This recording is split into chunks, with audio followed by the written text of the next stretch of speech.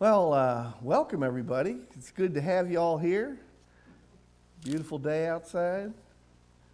Going to echo a little bit from all the all the empty pews, but we appreciate you being here, and hope everybody's having safe travels and to the places where they are this day.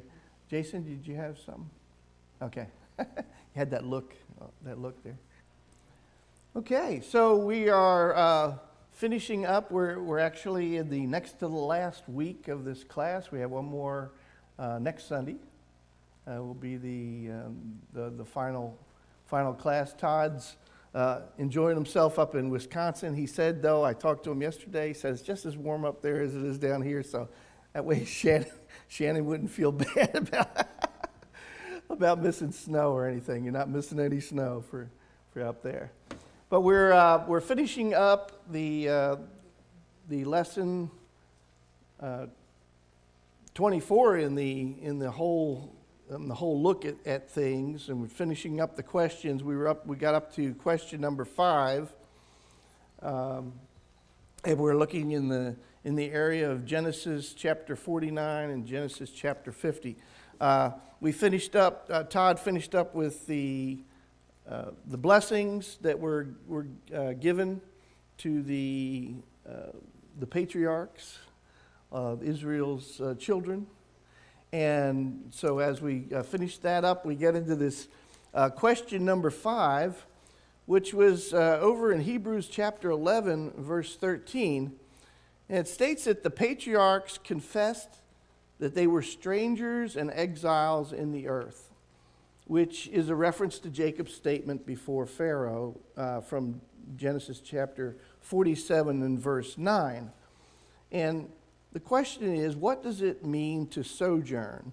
And then how should we live with this same kind of mindset? So this word sojourn, what do you think of when you see that word? It's kind of an old word. We don't use it very often anymore. Traveling around. Yeah, this is sort of like when we lived in Indiana, we were sojourners because we moved like 9 times in 20 years, but constantly moving around. But so it's this idea of residing temporarily someplace, or this idea of you as a sojourner being somebody who is not a citizen of the place where you are, but you're just passing through. And some might consider you a stranger. Maybe you don't have any relatives that live in that area. Like you meet somebody new, and like, who are your people? Well, you wouldn't know any of them because they all live in Philadelphia, or wherever you come from. So yeah, this idea of not being a permanent resident. And so then the question is, then how should we live with this same kind of mindset? Because we're told that we are to be in this world like sojourners. So how can we, what are some things that in anything that you do, there's a couple of pieces that fit together. There's usually some kind of an action that you take, and then there's an attitude that you have in taking that action. So Shirley, get us started here. Sojourners only serve trying to make our way to heaven.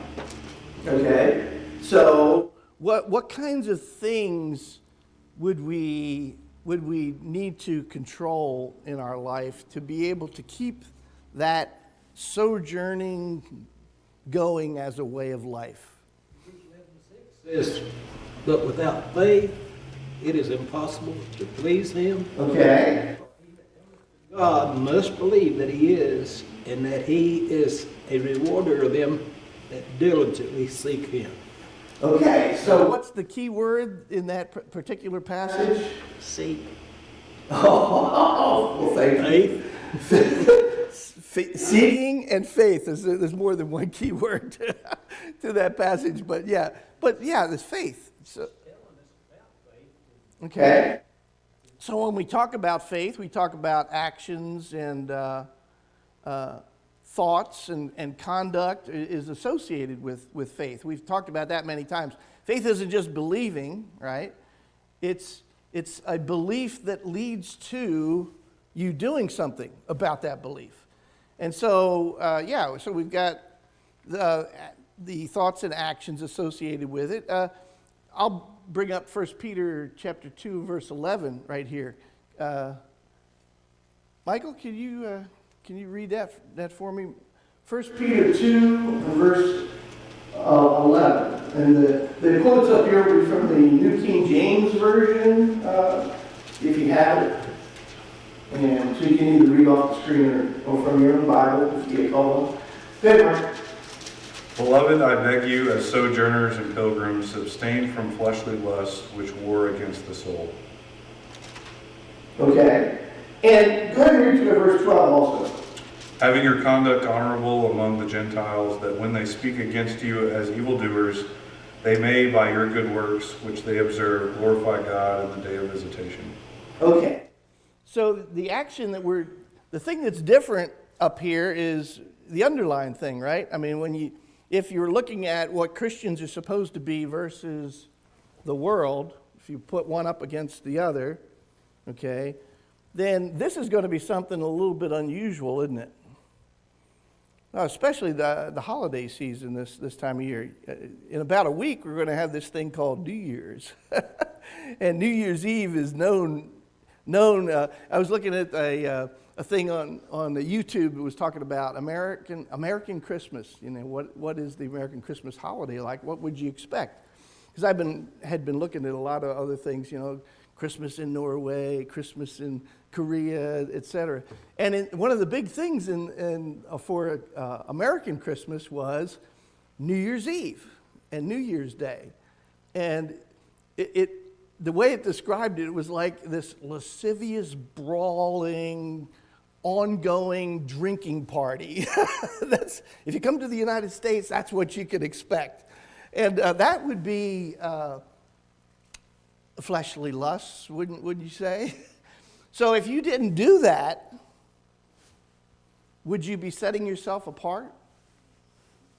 Which is kind of what Christians are supposed to do anyway. It's when we talk about sanctification and all those things. So if we're going to be strangers during this period of time of the year, for instance, this kind of thing, this action and conduct would be something that would, in fact, make you look very strange to the world around you.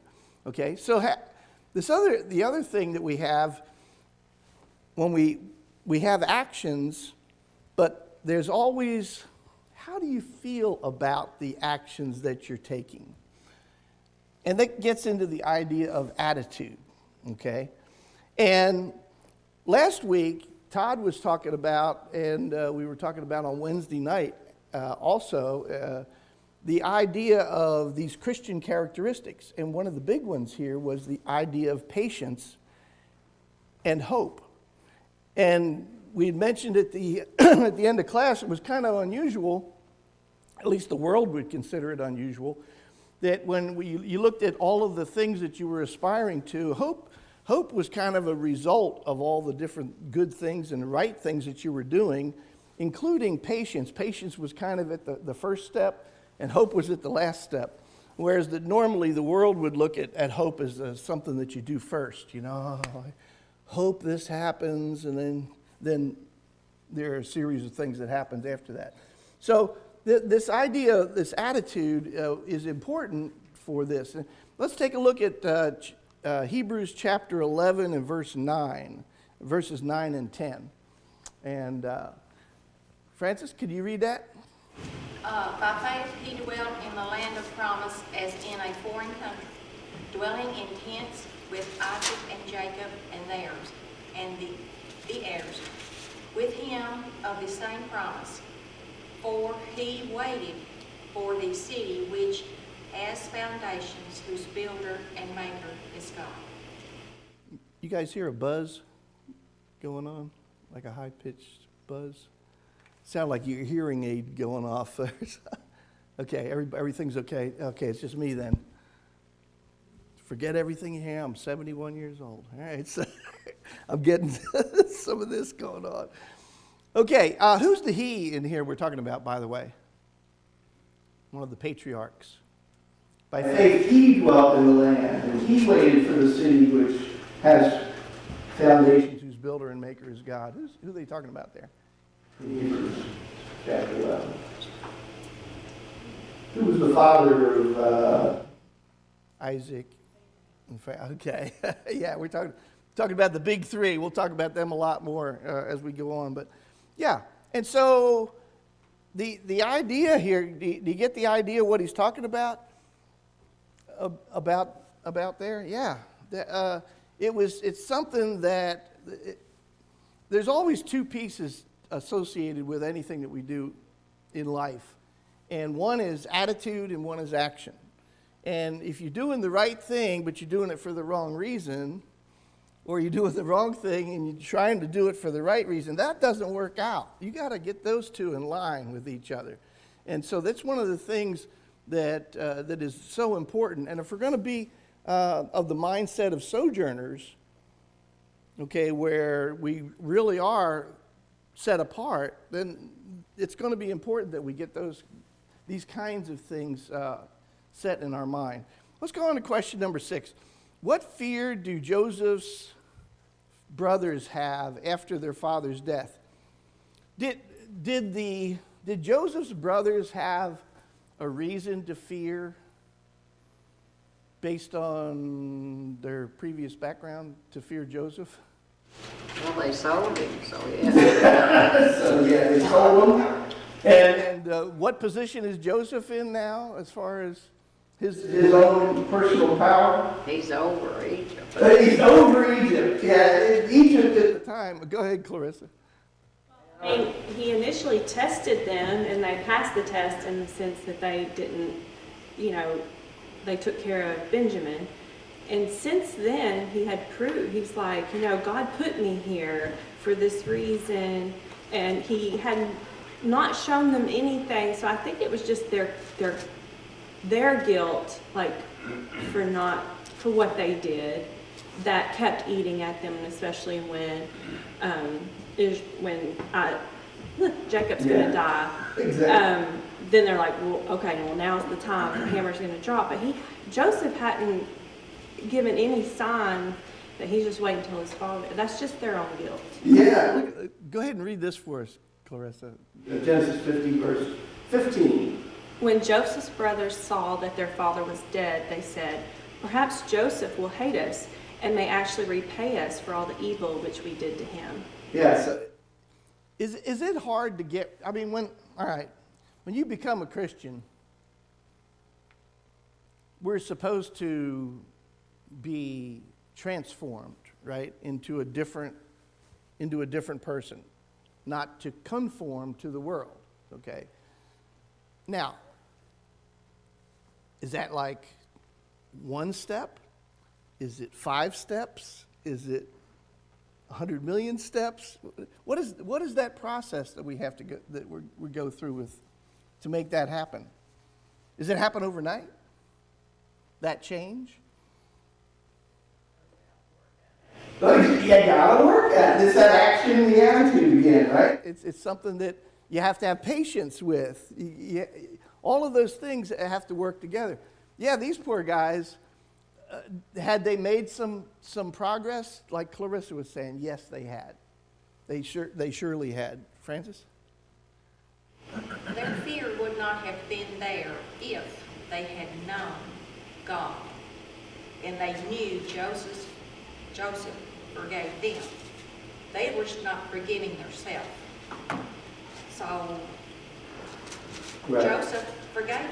Yeah. They couldn't see that. They couldn't understand that for what all they'd done. In the world today, they don't look at you whenever you react in a way that they feel like you should, by just turning the other cheek, or, well, I'm sorry you felt that way, or whatever. The world does not see that enough to realize that's the way you need to be. Each of those patriarchs, tribal leaders, heads of the families, had children, right?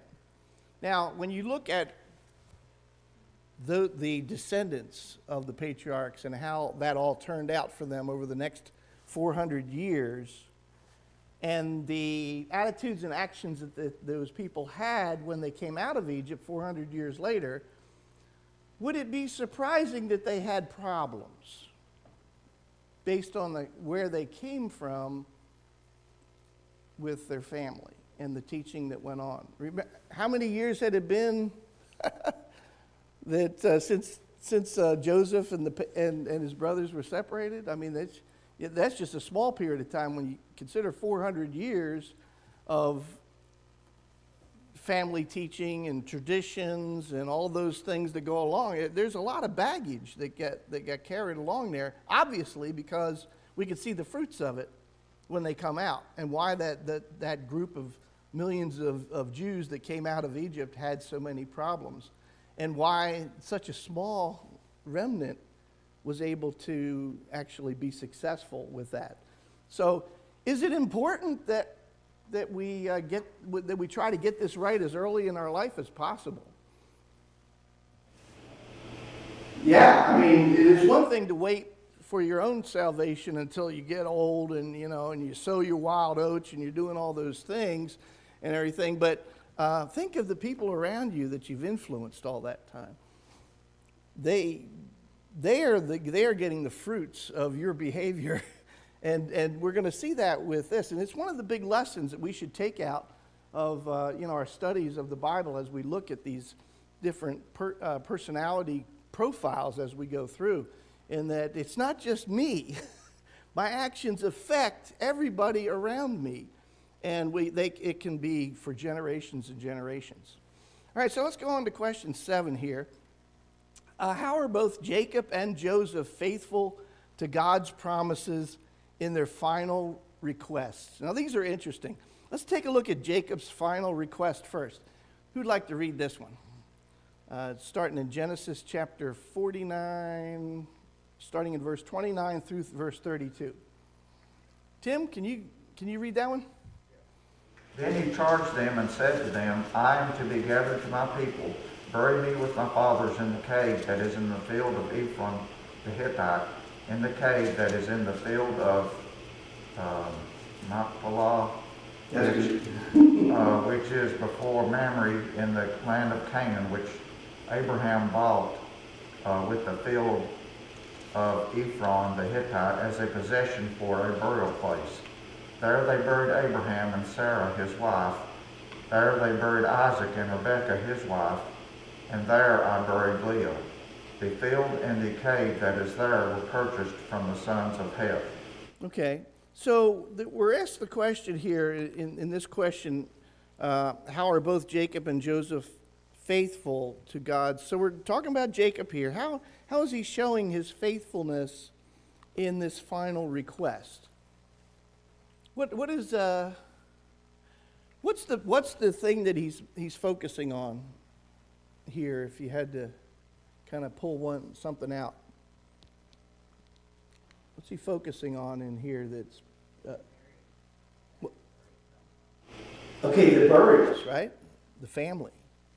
Down in the lower part there. So we've got this with the burials. Remember now, Abraham considered himself, and Isaac and Jacob, they considered themselves sojourners. So if they're sojourners and they don't own any land, okay, would this one piece of land that they own be important? It's the tie-in, exactly. Cave? Yeah, a little cave that was bought from again an Amorite, a Canaanite that lived there in that area. That's the only land, that Abraham owned, that the family owned in there. So you can note this continual succession of burials, and again, he's concentrating on this idea of Abraham and Sarah are there, Isaac and Rebekah are there, I buried Leah there. That is the focus, and that's where I want to be buried. And so, does he do that? Does Jacob? One there says, there they buried Abraham and Sarah, his wife. All right. And they buried Yep. Isaac and Rebekah, his wife. And so Isaac, and that's the big deal at the end of chapter 50 as we get to the end of the book of Genesis. That last chapter there is this big deal about the procession that is coming out of Egypt. And did it surprise the Canaanites a little bit? Yeah. Yeah. As a matter of fact, all they thought of was the Egyptians. Man, these Egyptians, really? Wow. This is a big deal. Never saw Egyptians act like this before, especially in our land. So, yeah. So that's the first thing. Was Jacob following through with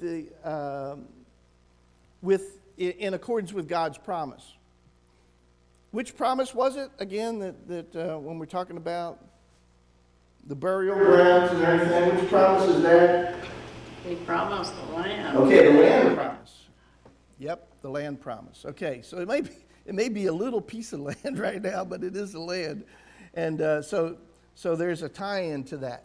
All right, so let's look at Joseph's final request. A little bit different here, and a little different in the focus. Who wants to read that one? Verse 24 of chapter 50, 24 and 25. Bob, do you have that one?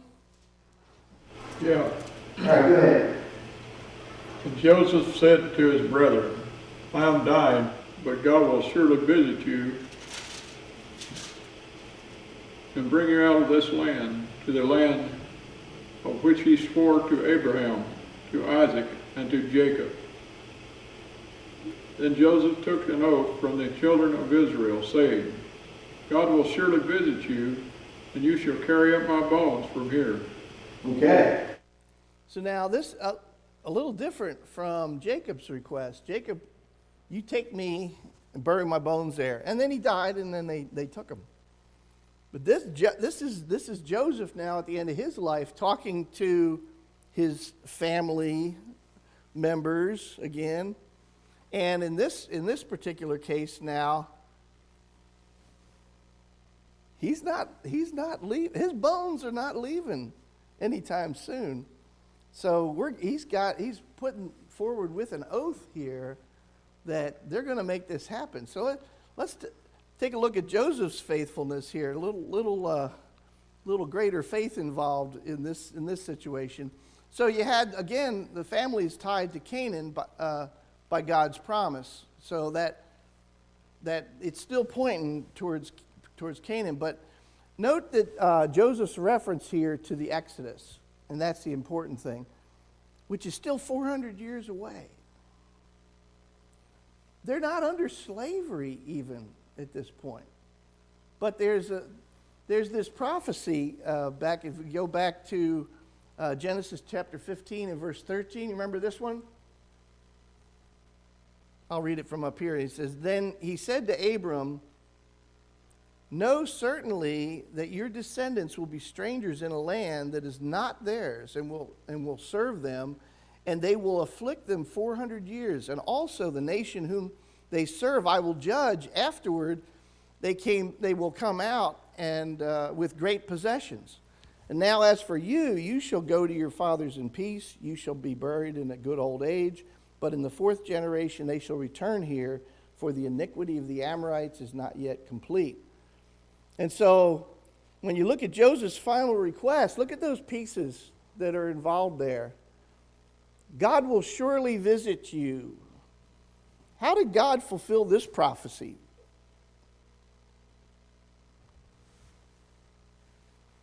How did God fulfill this prophecy that Joseph is making here?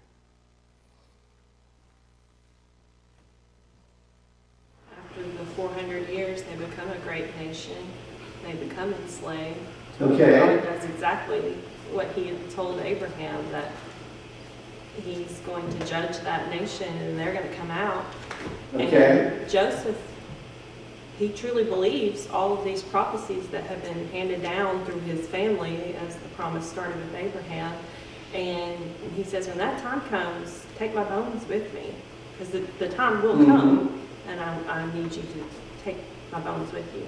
So we're looking at then Exodus chapter 3, the first 10 verses in there, and we're seeing, if you want to turn over there, a little preview for the this coming quarter. But it's the incident of the burning bush.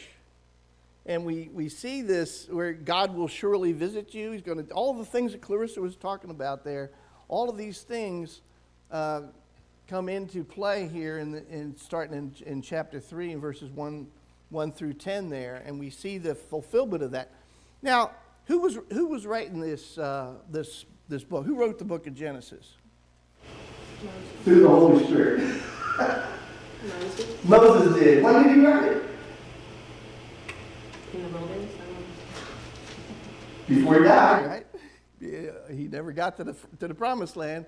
So he was writing it while on the wanderings, and while he's watching all of this being fulfilled, and the people dying off one at a time, all those from that generation that was unfaithful. He's seeing the culmination of all of this, and God is, through the Holy Spirit, is feeding him these words to be able to inspire and to, generations and generations, all of the mistakes and the things that they did right. All of that's coming in the fulfillment of this prophecy. So you had Jacob's final request, Joseph's final request. You can see how the faith that they had in being able to tie what they were talking about to what was going to happen as we get through there. Okay, so that finishes up that, and we're going to now start the review of the whole book of Genesis that Todd has set up, and Todd will finish it up next week. So let's get into question 1 here as we get into the review. So considering that Genesis was written in the days of the Exodus, make a list of things that the book of Genesis explains the beginnings of for the children of Israel and for all of mankind. So the Genesis is a Greek word, right? It means the beginnings. All right. So Shirley, go ahead. Let's get us started. In the beginning, God. Okay. And the promise of a Savior. And Okay. the promise to Abraham, God's power and protection for Israel. Okay, good.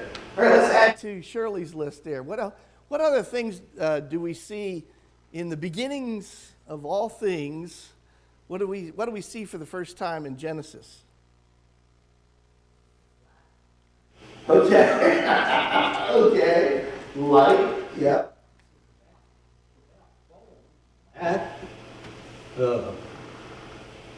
On the face of the earth, and the Spirit of God moved upon the face of the water.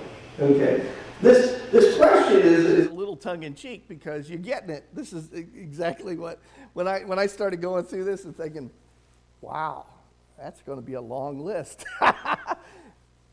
We could say everything, right, that is started then. Francis? First sin. Okay, first sin, yeah.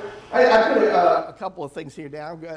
If you looked at them in big, wide swaths, okay, creation, beginning of mankind, of course, all the animals, all living creatures.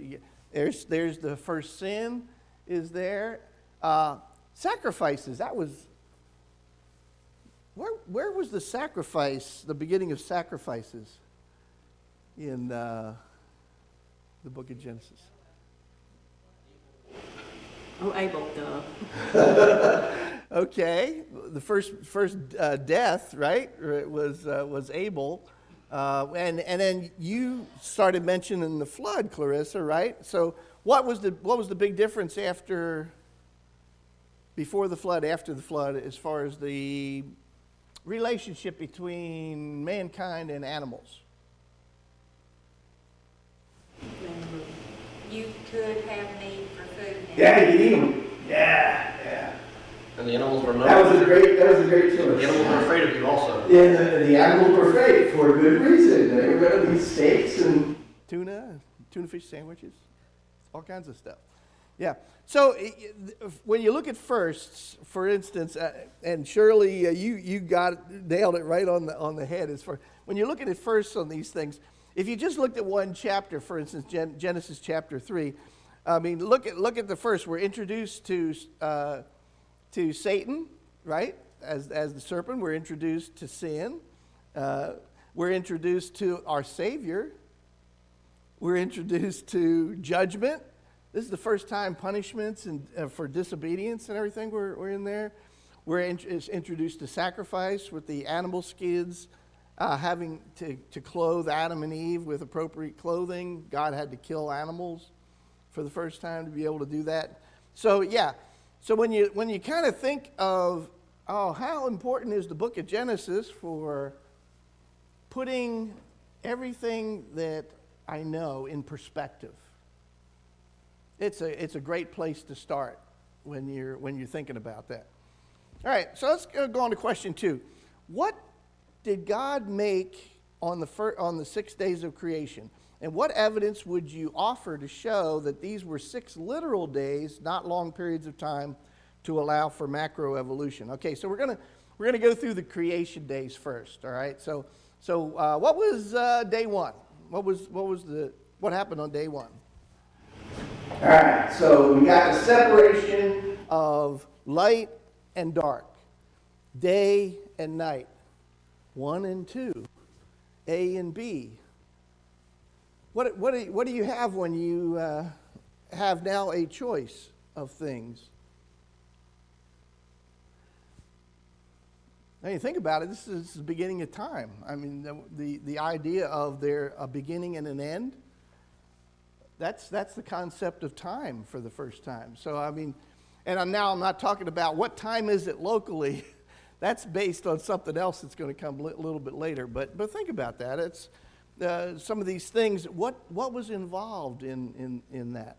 All right. So day 2. Then you have the heaven, which was or the sky or the atmosphere or the difference between the waters below and the waters above. What was on day 3? Earth. Okay, day 2 was dividing the heavens and the earth. Where you had the bubble is created for the creation the world to now exist in. But what happened on day 3? You had the waters above and the waters below. So what happened with those waters below?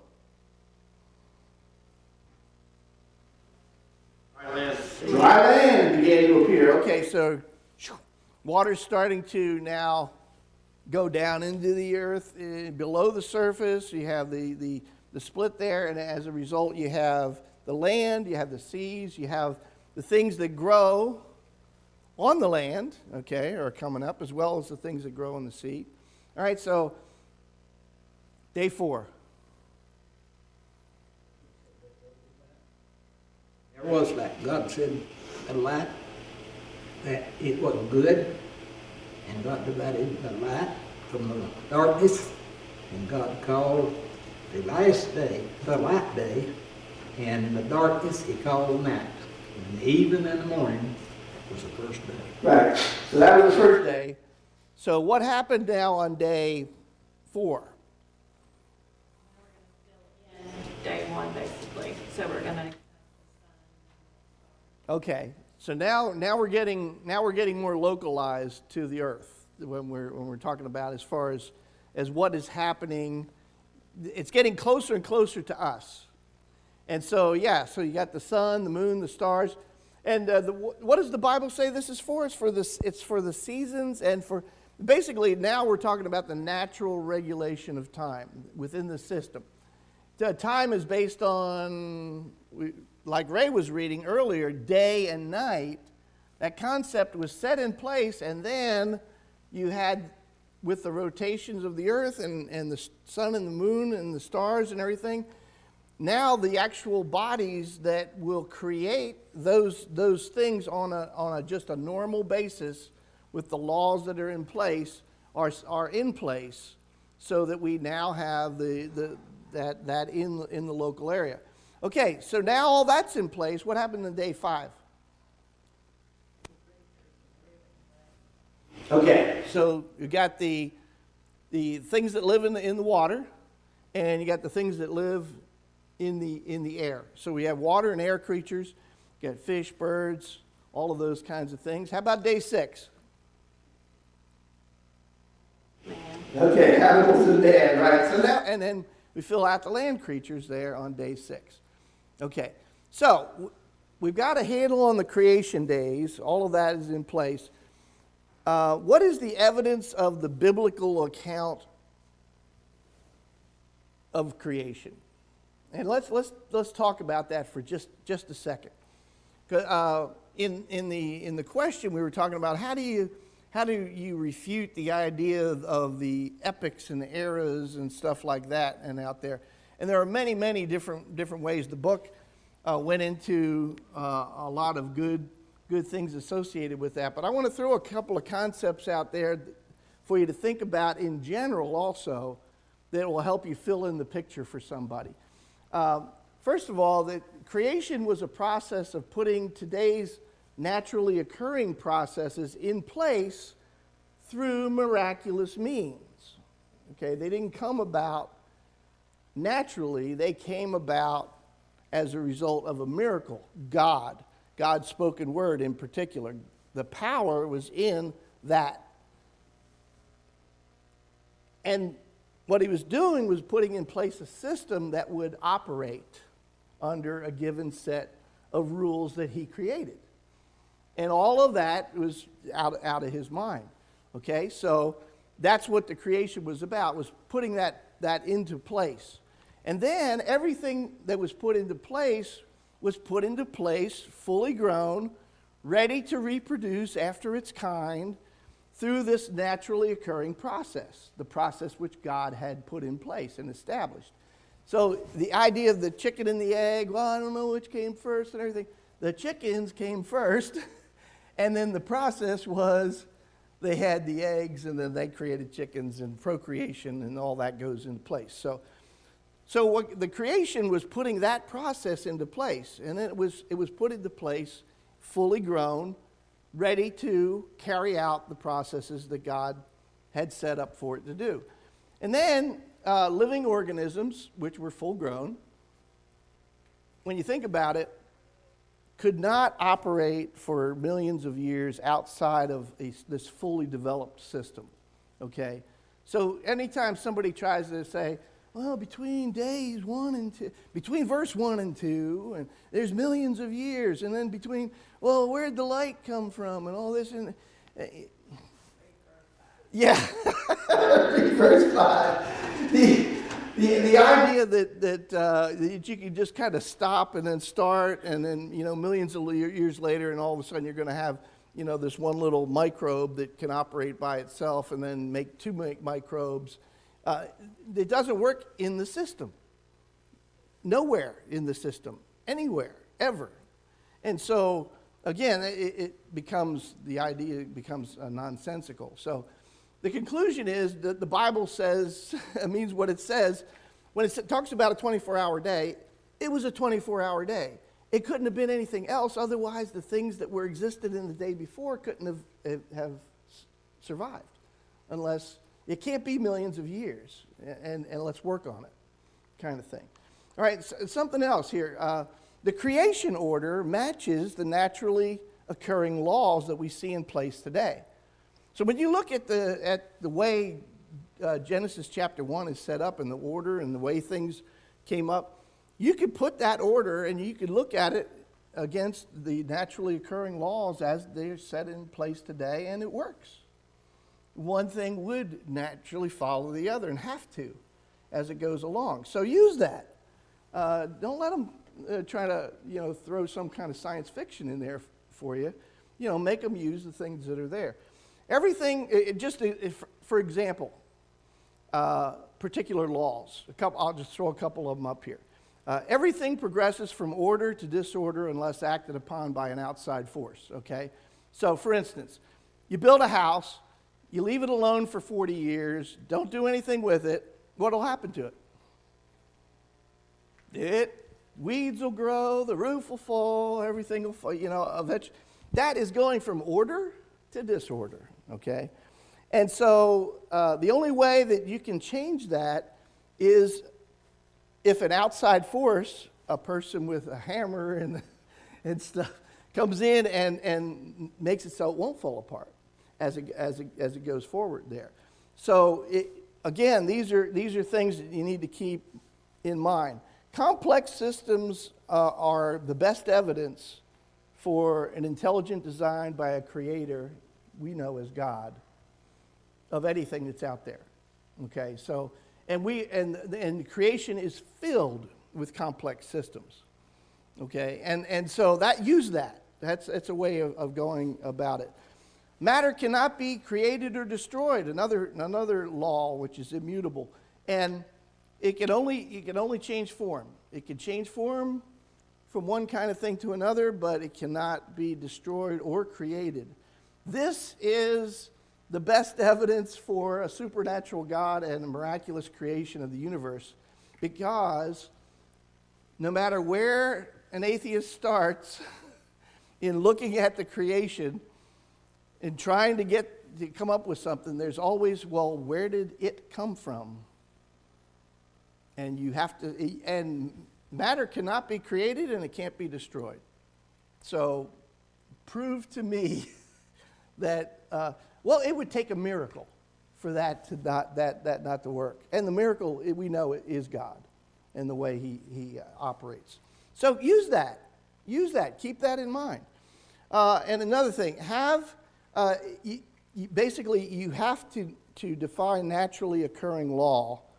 In other words, you're not appealing to science. What you're appealing to is science fiction if you defy natural law. Okay, so you have to defy natural law to make non-biblical theories work. Biblical theories work based on the laws that exist. Use that. Don't let people bully you into something that is just crazy, nonsensical stuff. So, again, Bible means what it says. In the beginning, there is God.